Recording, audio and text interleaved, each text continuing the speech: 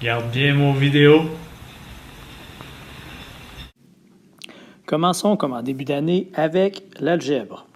L'algèbre utilise des variables. Les variables, elles, se retrouvent dans les termes algébriques. Les variables sont affectées d'un exposant et dans les termes algébriques, on retrouve aussi des exposants. Les termes algébriques possèdent toujours un coefficient qui, lui, peut être une fraction. Terme algébrique, ça compose aussi des expressions algébriques. Expressions algébriques, elles, peuvent être un monôme s'il n'y a seulement qu'un terme ou un polynôme s'il y a plusieurs termes. Expression algébrique, ça contient parfois un terme constant et lui aussi peut être une fraction. Expression algébrique compose des équations et on se rappelle aussi que l'algèbre, dans plusieurs cas, ça nous sert à résoudre des problèmes complexes. Ces problèmes-là peuvent être traduits en équations.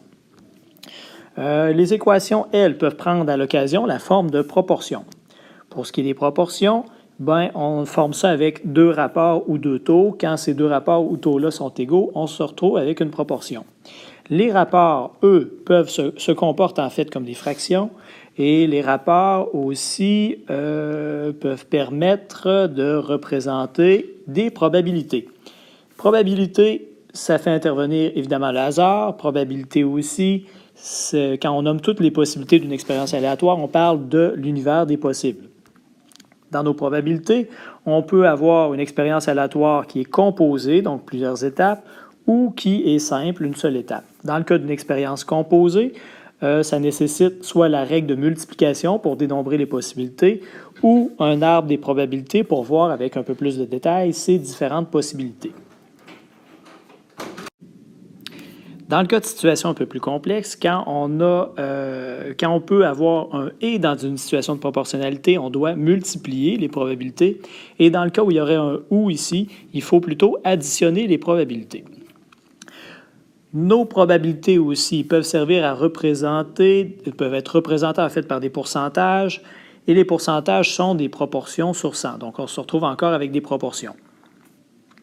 Les proportions aussi nous servent dans le cas de figures semblables. Quand les côtés homologues sont proportionnels, alors on parle de figures semblables. Pour parler des longueurs, on a un rapport de similitude qui est noté par la lettre K habituellement. Et pour parler des aires, on a le rapport des aires qui est K exposant 2. Le rapport de similitude, lui, est un rapport, évidemment, qu'on peut retrouver dans les proportions comme les autres. Avec nos proportions, ici, pour travailler avec les proportions, on a appris 4 techniques qu'on a utilisées, donc retour à l'unité, facteur de changement, coefficient de proportionnalité et produit croisé.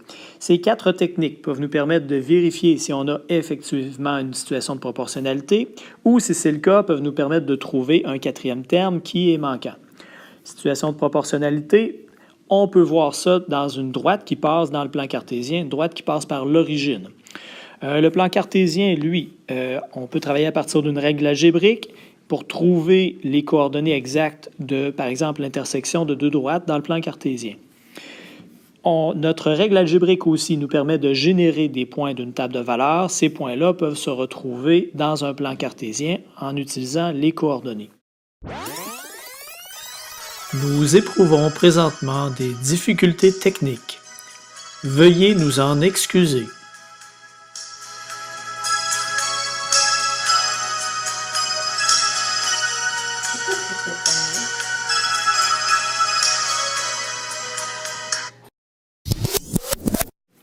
Si on revient avec les proportions, les proportions peuvent nous permettre de travailler aussi avec le cercle. Dans le cercle, ici, on a évidemment un rayon, on a aussi un diamètre. Le diamètre, lui, est utilisé pour calculer spécialement la circonférence. Donc, circonférence, c'est pi fois le diamètre. Et le rayon, lui, nous permet de calculer l'aire, donc pi r au carré. Dans notre cercle aussi, on possède une aire, on possède une circonférence.